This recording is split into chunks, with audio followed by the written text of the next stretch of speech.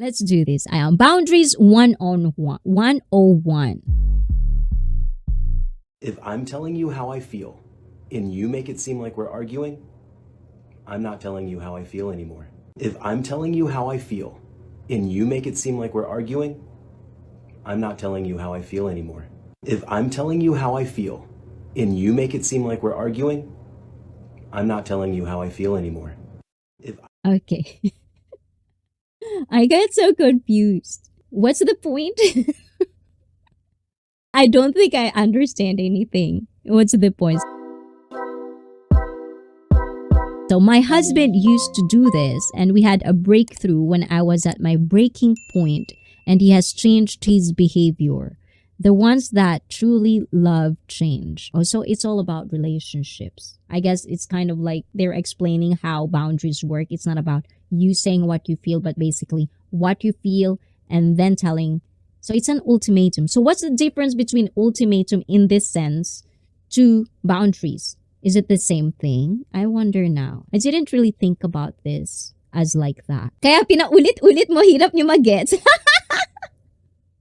Yes, I didn't get it at first. It's like playing on words. Guys, I'm not native in English language, so I have to understand. I have to like try to get it. It's like, what does it mean? Oh, so maybe it's correlated. Is it's almost like that's how you say it. This is now like the words that you choose. So it's almost like setting up how to put boundaries is maybe set up how to put ultimatum to people. Oh, diba? Kaloka. When it comes to boundaries, I just really think these are the rules, the guidelines you put to yourself and to other people that they wouldn't cross. But I didn't thought about it as like when you hear ultimatum. If you're a guy watching this, let me know if this is as well how you feel.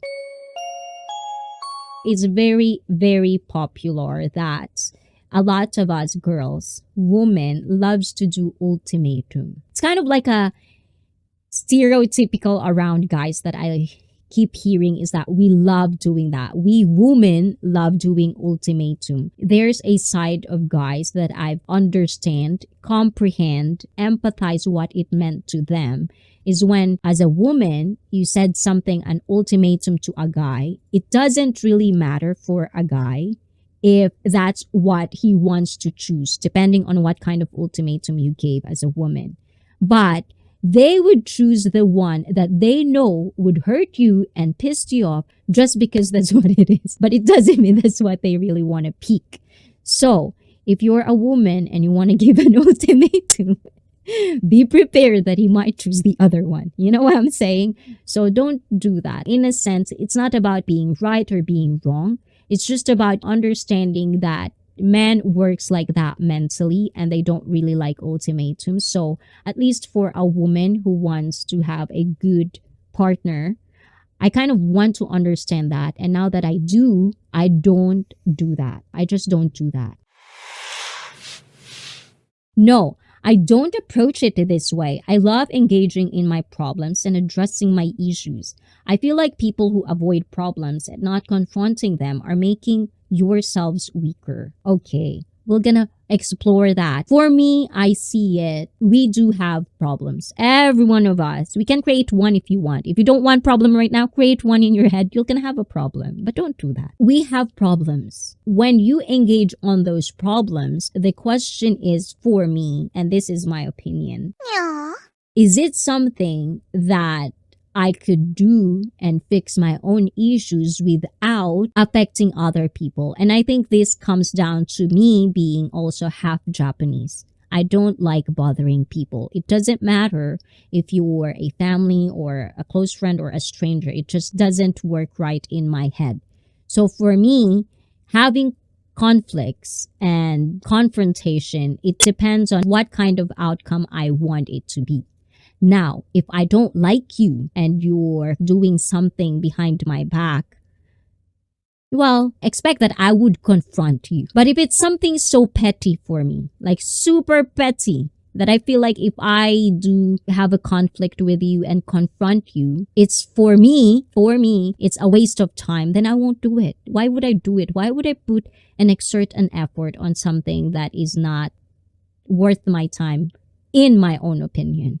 So that's what I'm saying. But if that's what you think it is and it's working, that's really good as well, because it's really true that you have to not avoid your problems and you have to fix it. But at the same time, and this is what I'm talking about when we talk about boundaries, when you have problems, you have to put a boundary for yourself that you're not going to linger on that when they are stressed, when they have problems.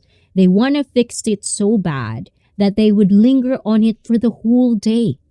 And because they're so stressed, they're affecting other people around them that has nothing to do with their problem. So it's like, those are the things that you should also think about when you're doing these things, because not everyone wants to be confronted. But there are certain situations that you have to confront people, especially if they're doing bad stuff that would affect your life, kind of thing. It all depends on what you can do. A lot of it has consequences. There's also a lot of risk. Pick and choose which risk and consequences you're willing to take. But if you don't like the person, how do you think that your ages with that person will improve? Well, it depends. If it's such a good friend, if it's a good friend of mine and we have a conflict, we have issues, of course I'll tell it. I don't shy away with conflicts. For example, in this live stream, if I have a guest and we have like a heated debate, I wouldn't take it personally, because I told you guys, this live stream is, you can agree to disagree. There's no right or wrong here. We're just talking about different experiences, life stories, etc., etc. Now, if there's something that I have an issue with a person, if I don't like you, I probably won't talk to you. But if there is something that I think needed and it could be mended or mendable, is that a word? I don't know. But if it's fixable, then I would confront it. But if I think in my head it's a lost cause, if you heard of toxic people, there are out there. It depends on the situation, personally. That's what I think. It's like my friend before. Ano yon? Sige, kwento mo kung gusto mong ikwento. What's your friend look like? Ano yon? Sige, labas mo yan, admin.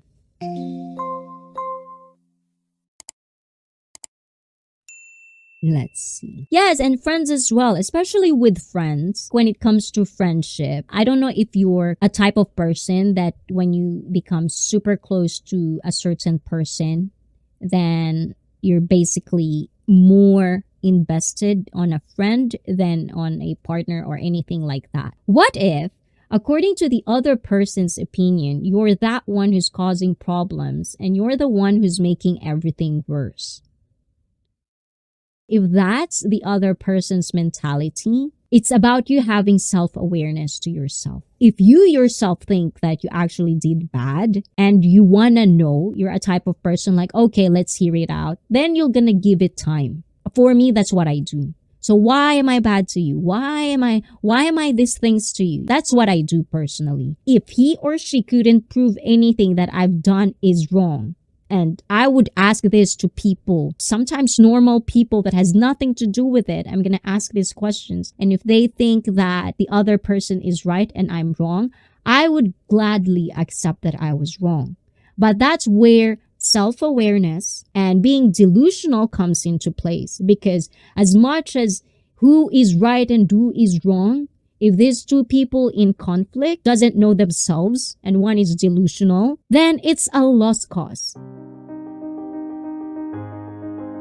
If I am dealing with a person who I think is delusional, and to a lot of people are delusional, I'm not going to waste my time doing anything because he's or she is attacking me based on his or her delusional ideas. That's a waste of time for me. I wouldn't and couldn't change his or her perspective towards me because he or she is delusional. And that's why we talk about these things in my live stream, because this is a good skill to have to spot the differences on people, Let's get mentally fit. Diba?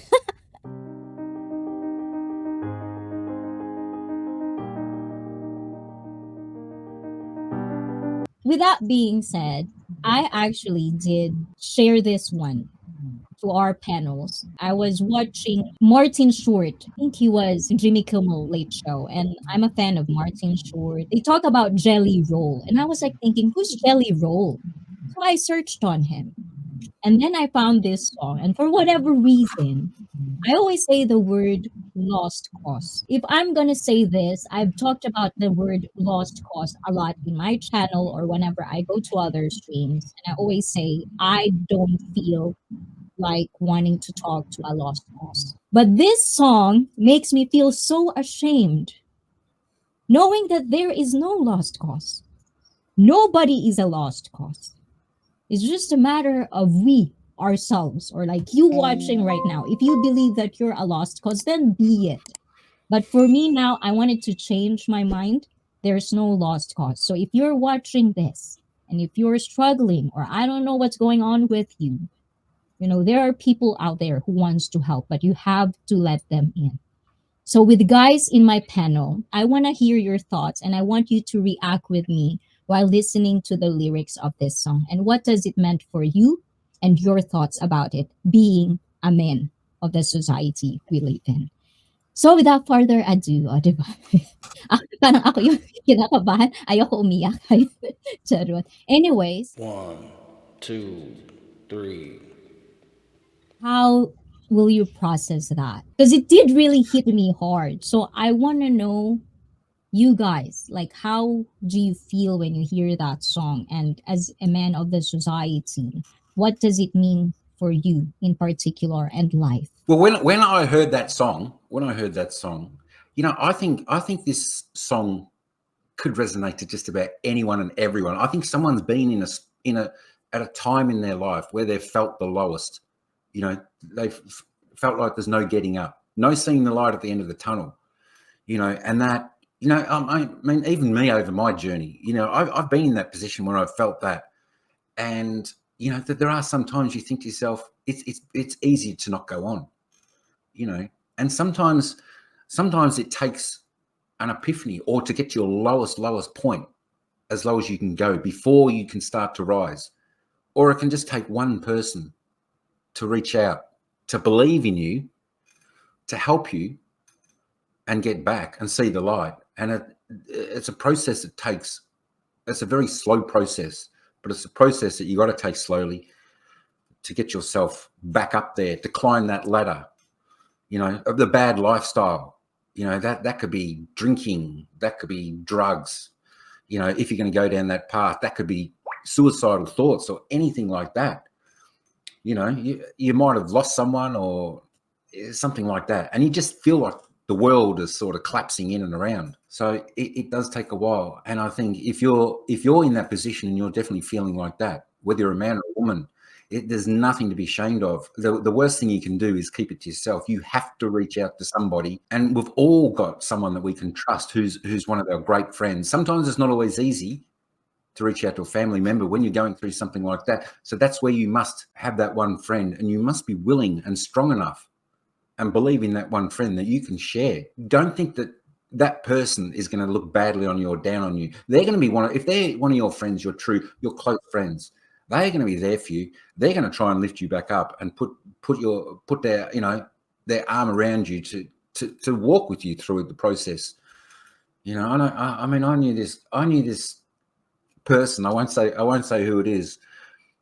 And of course, I think it all stemmed from losing. Maybe losing her mother when she was maybe three or four, and the father thought that the love to give was by buying them stuff. That is just not on. That is not the way you show a child love. It's the love from a parent. You put your arm around them, you spend time with them, you tell them you love them.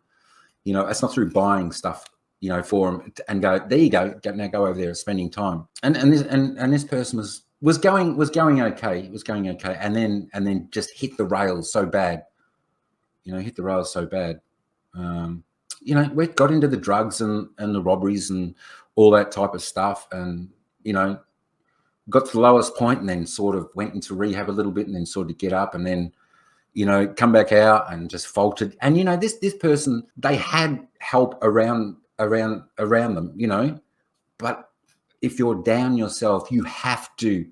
It's so difficult. It's so difficult, but you have to want to have that help from other people. And sometimes that's where I say you have to fall to your lowest point to get up and start climbing that ladder. Now, thankfully, when you move away from toxic people, this is why I will never, ever have toxic people in my life around me on my channel, you just don't need them. So this person finally got away from the toxic people, got through the rehab, and now, you know, is out, got a job, got a loving partner. You know, they got kids, and of course the kids, you know, they got taken away from her for a little while. But thank God she's back on track now. So, you know, I resonated with that song because, like, I know people that have been like so far down, it's not funny, where, you know, that I believe they actually tried to commit suicide. You know, and we've all been in that situation where we've felt so low and helpless. You know, whether it be through the loss of someone, or you're out of work and you can't pay the bills and you're worried you're going to lose your home, or and you're just worried what everyone thinks. You know, concentrate on yourself. If you've got that person there that wants to listen to you, take it with both hands. Listen to them, you know, but have that want yourself, that you want to get up, you want to fight, because life is good. Watching that particular song, is there anything that is for you, like wisdom? I like wisdom a lot. So, like, listening to this, is this song hits you hard the way it hits me? Because I don't know, guys. I just want to know your thoughts about this. Let's put it the other way around. I have a good pair of ears. I listen to a lot of things from all over the world and all over my friends and so on. One thing I got to say is that when people tell you stories, you just keep it to yourself. Don't use it for other purpose. That is called exploitation, as you have mentioned earlier. Then it becomes very abusive and it becomes a merit test. Like the song says, when you have reached the bottom of it, you need a good pair of ears and sound that wise to bring you up. If not, if you get the wrong one, you'll be down there forever. You won't be able to recover from what is happening to your lives. That's what I should say. And who doesn't have any problems with life? Majority of us have it, one way or the other. And it's just a matter of time that you look for someone that you can express yourself to, and the person that listens to it got to understand you also. If not, there's not any helping hand that you can give. Which I say, you need a good pair of ears and you need good advice.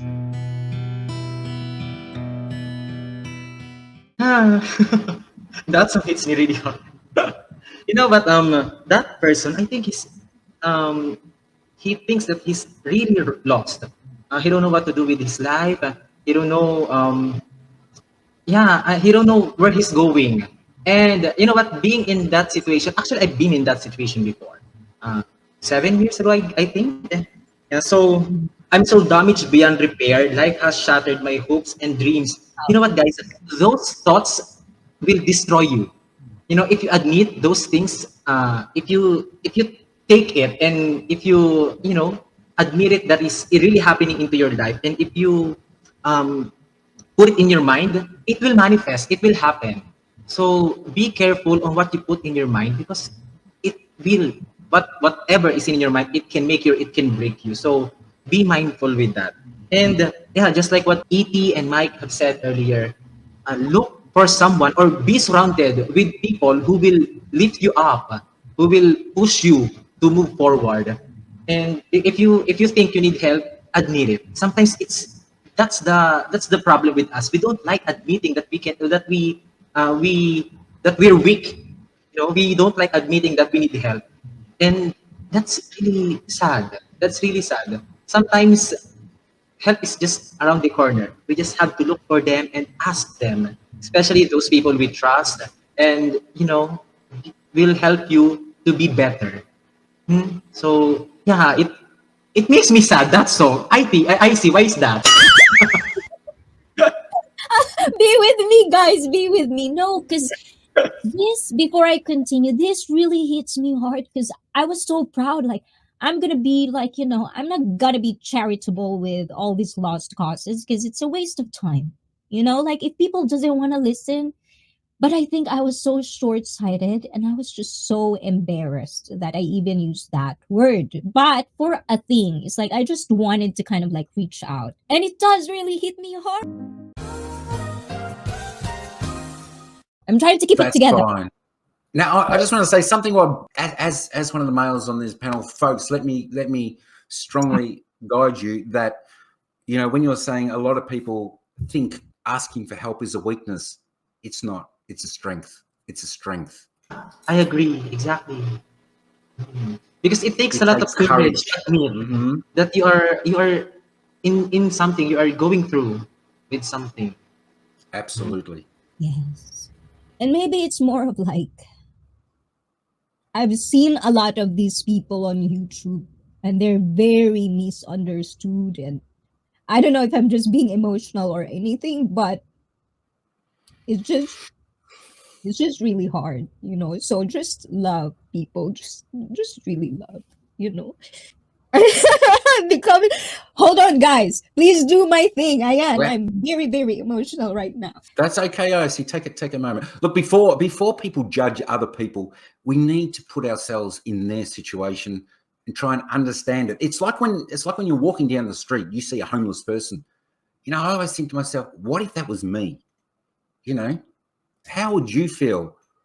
So sometimes it's always good, you know, to say hello to them. You know, maybe say, would you like a water? Would you like a sandwich or something?